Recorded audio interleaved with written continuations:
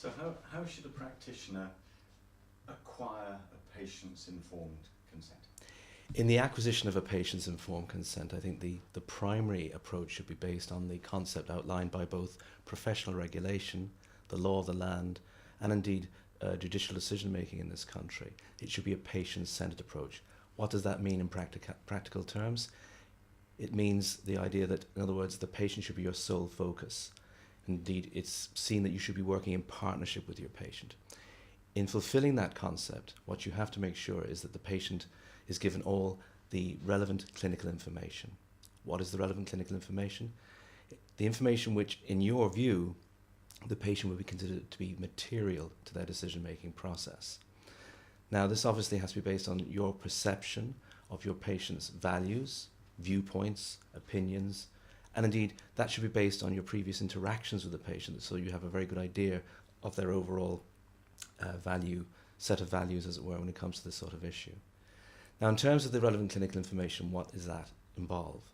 That will involve primarily the clinical risks in any form of treatment or procedure and the likelihood of those risks occurring, in other words, the statistical probability of that risk occurring in the course of the treatment.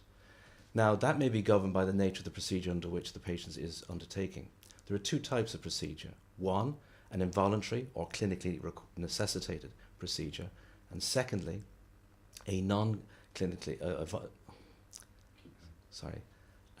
voluntary or non-clinically necessitated procedure. The involuntary or non-clinically, the involuntary or clinically necessitated procedure is one which is required and clinically indicated.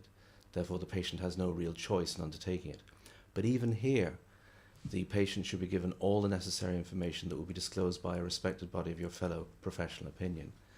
In the voluntary or non-clinically indicated treatment, you should disclose all the potential hazards and all the level of risk of those hazards occurring, no matter how statistically negligible those are.